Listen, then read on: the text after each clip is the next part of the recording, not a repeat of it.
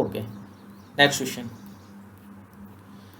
The effect of adding calcium chloride in concrete is, क्या होता है अगर कैल्शियम क्लोराइड को अपन ऐड करते हैं कॉन्क्रीट में। कैल्शियम क्लोराइड होता क्या है, calcium chloride is a oscillator.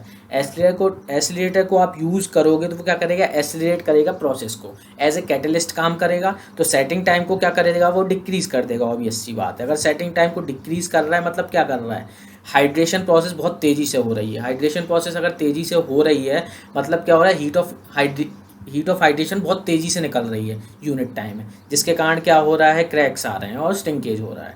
ठीक है, तो अपना टू इंक्रीज दी सिंक्रेज करता है और डिक्रीज इन सेटिंग टाइम करता है। तो फर्स्ट और फोर्थ ऑप्शन मिलेंगे अपने को यहाँ से, तो आंसर आपका क्या हो जाएगा, बी ऑप्शन आपको मिलेगा इधर से। ओके,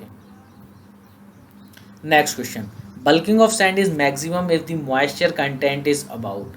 तो याद रखिएगा कि बल्किंग ऑफ सैंड आपको पता ही है क्या होती है, जब मॉइस्चर कंटेंट के कारण होती है।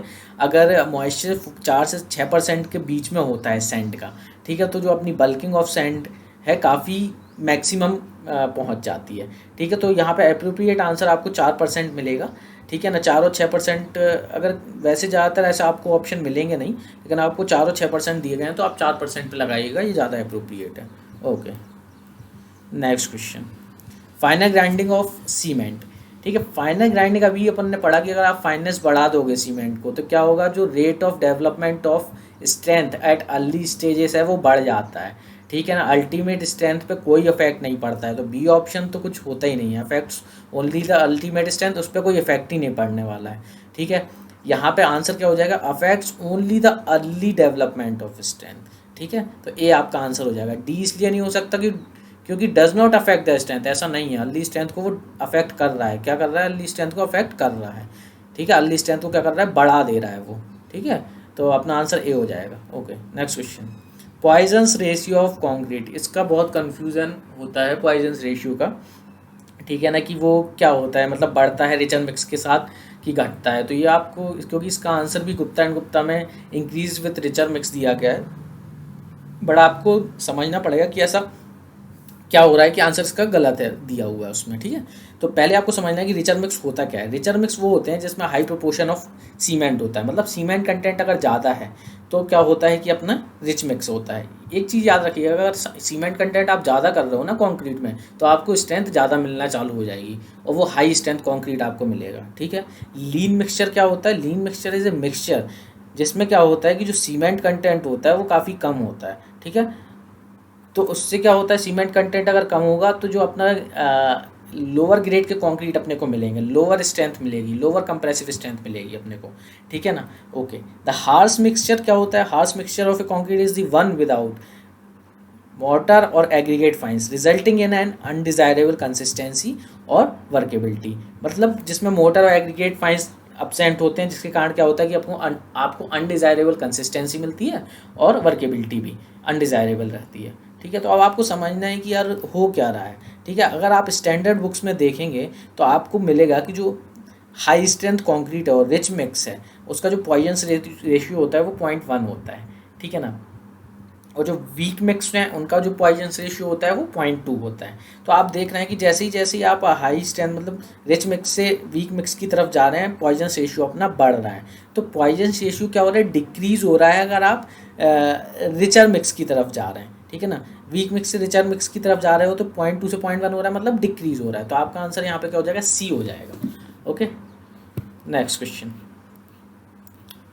1% of whites in concrete mix would reduce its strength by about 5% तक रिड्यूस कर देता है अगर वाइट्स हैं कॉन्क्रीट के अंदर। 1% अगर वाइट्स है तो 5% तक स्ट्रेंथ का रिडक्शन हो जाता है। ये आपको डायरेक्टली याद रखना है। Okay, next question, the finest modulus of fine aggregate is in the range of. तो इसका आंसर क्या है कि फाइनेस्ट मॉडुलस पूछ रहा है फाइन एग्रीगेट का। ठीक है, तो इसका आंसर 2 to 3.5 हो जाएगा। ठीक है ना, आपको देखना पड़ेगा कि फाइनेस्ट मॉडुलस किस तरह से वेरी करता है अगर फाइन एग्रीगेट और कोर्स एग्रीगेट में।